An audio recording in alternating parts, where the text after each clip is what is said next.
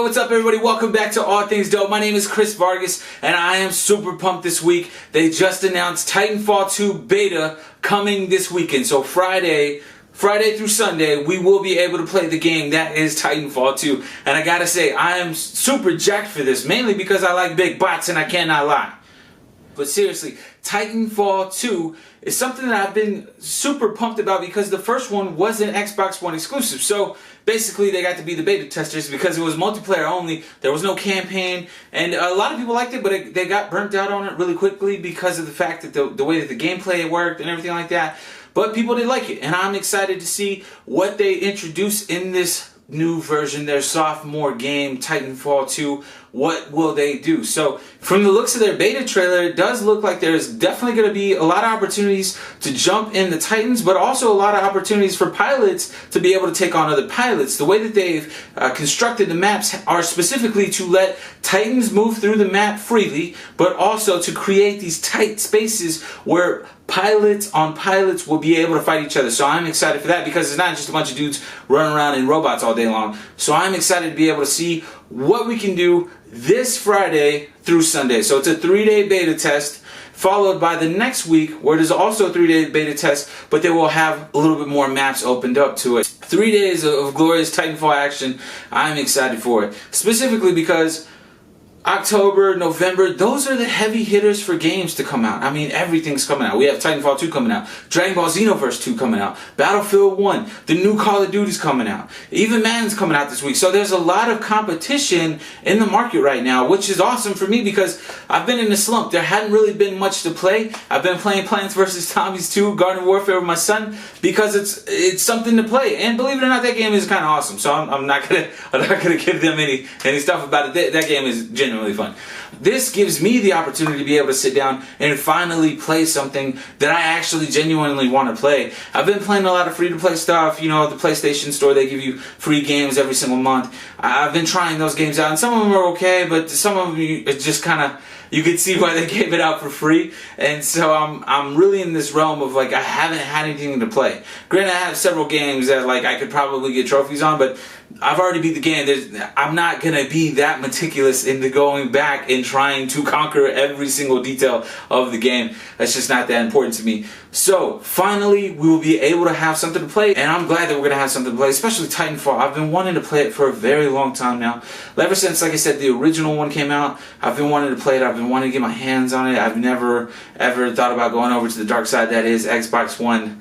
I'm just kidding. I was super tempted. Even this past week, I've been super tempted to get that Xbox One S. I'm all about crispy, man, and that's what they have right now. And so I'm crazy jealous that it's HDR10 capable. Of course, PlayStation Neo, please, PlayStation Neo, be my savior. I need it. The Xbox One boys, they're killing me. Alright guys, so the next topic that we have this week is the Punisher TV series. Has been unofficially confirmed. There was a posting that it was going to be a release of 2017. There is nothing hardcore, concrete, in detail at all. Of course, Jon Bernthal, he was actually at Comic-Con this past year. He did say to the fans, hey, thank you everybody who really came out to watch the show, really supported us.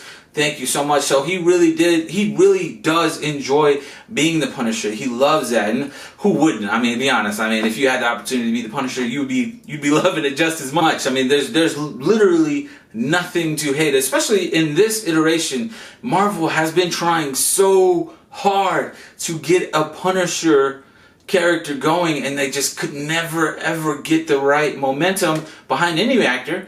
Even though Thomas Jane, he's really good, it just doesn't have that same flavor that this new Punisher has. So I'm excited to see this new Punisher and see how he pushes his boundaries. And I'm excited to see if we even do have a 2017 release, because that would mean that they would have to start shooting this pretty quickly, because they have, of course, Iron Fist that they're still finishing up. They still have the Defenders that they're going to work on. And then, of course, now they would have the Punisher series. So that would mean that they'd have to start shooting here in the next couple months, like for sure before the tail end of 2016.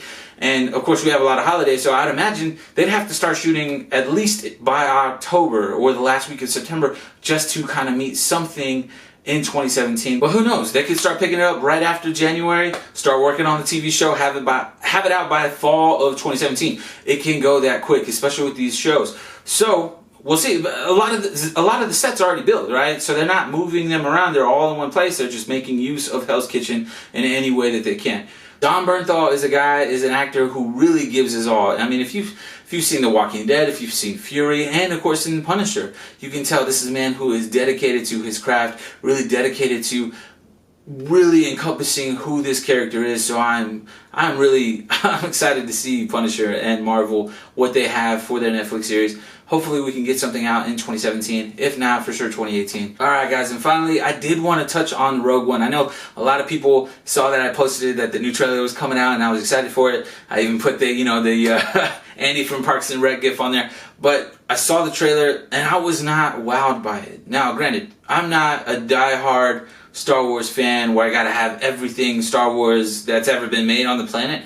I'm not that hardcore. I do enjoy the movies. I do enjoy a good lightsaber scene. But this trailer is hard for me to get into. Number one, because we don't know any of these characters, which obviously isn't anything new, right? But it feels weird in a world where we are building movies around comic book characters who have a whole lore, whereas all of these original movies, which is what this Star Wars Rogue One movie is to an extent, an original story because they're all original characters that we haven't really heard of, it just doesn't resonate with me. I know that they wanted to have, a feel for war, and it does have that feel, but there's no gravity in there. There's nothing that makes it feel heavy for me because I don't know who any of these people are. So for me, it didn't really change my attitude for it. I'll still watch it. It just didn't do anything specifically to make me jump up and say, hey, shut up and take all of my money. It didn't give me that feeling. It didn't make me feel like I should wait in line for tickets. It didn't make me feel like I should have to stand in line for 2 hours just to be one of the first to see it. It didn't make me feel that way. And that's sad that the trailer didn't make me feel that way. I hate that it didn't make me feel that way. I did like, the war element that they have in it. Of course, that's really emphasis for them. And it does feel that way, I'll say that much. But I was not any more excited to watch the trailer than I was beforehand.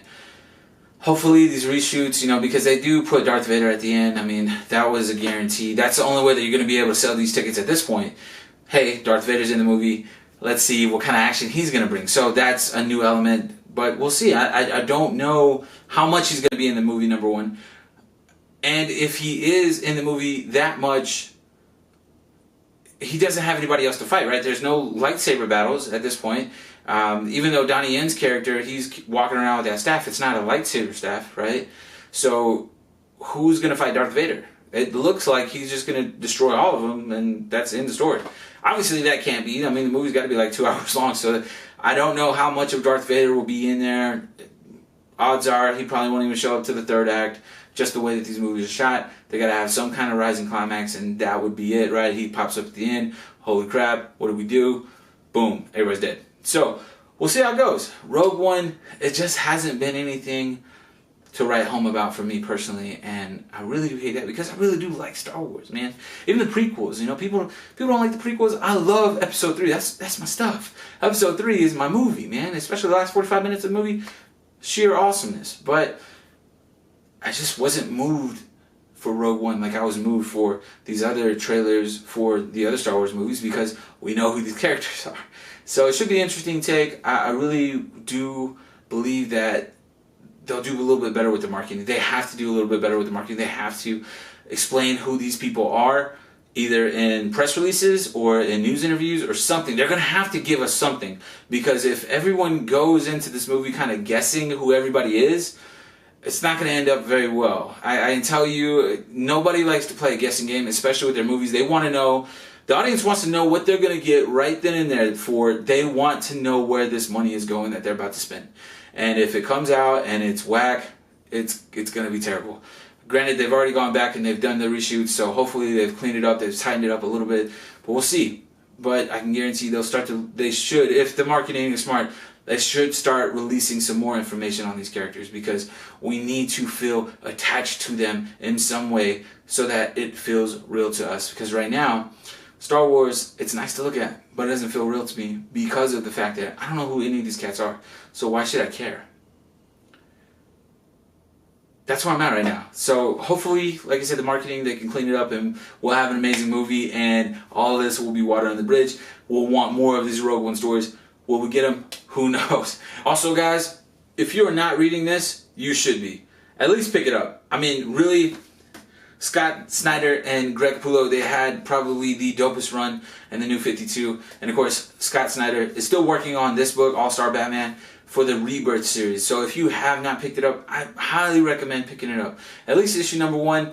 Give it a taste, give it a try. Just try it out, see how you like it. Pick it up because you will not regret it. I can promise you that. This is $5 well spent. Anyways, guys, thank you so much for hanging out with me this week. I really do appreciate it. I will be continuously putting out videos every single week. My name is Chris Vargas. I'm out. Peace.